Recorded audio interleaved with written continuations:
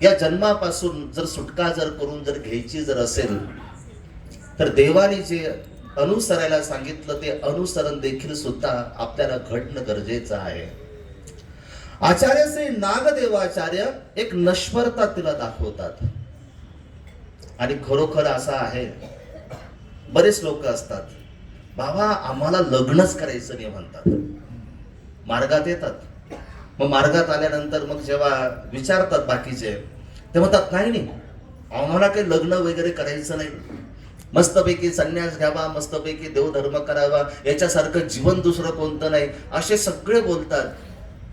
पण योग्य वेळ आली की बरोबर त्या लग्न संसारामध्ये अडकतात. संसारामध्ये अडकल्यानंतर त्यांचा विचार तोच असतो, विनाकारण आपण अडकलो, इथून लवकर आता आपल्याला बाहेर निघायचं आणि लवकरात लवकर देवाने सांगितलं ते अनुसरण आपल्याला घ्यायचं. पण जसे मुलं होतात ना तसा सगळा रंगच बदलून जातो. मग मुलं बरे वाटतात, मग मुलांची अपेक्षा असते, मग नातू झाले पाहिजेत, मग नातू बरे वाटतात.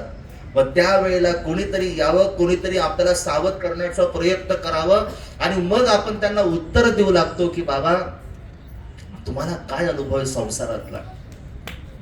अहो संसारामध्ये मी आहे म्हणून तो संसार सुरू आहे. तुम्ही म्हणता दीक्षा घे दीक्षा घे, पण मी जर इथून जर निघून जर गेली ना उपाशी मरतील सगळे उपाशी मरतील. मी म्हणून संसार आहे. कोण म्हणतं असं?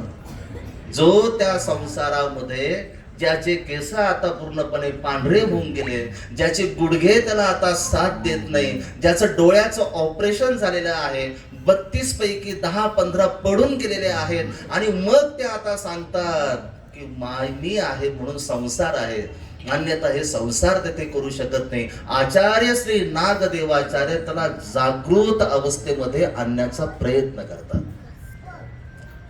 कवनाचा गोल हो कवनाची स्थिती, तू आपले चिंती हो साकूबाई, तू स्वतःच चिंतन कर.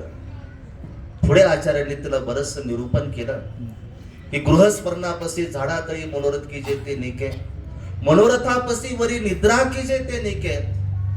पण इतकी प्रामाणिक होती ना, खरोखरच आपल्या श्री गुरूंनी सांगितल्यानंतर आपल्या श्री गुरूंचं जी आज्ञा होती त्या आज्ञेचं तिने तंतोतंत पालन करण्याचा प्रयत्न केला.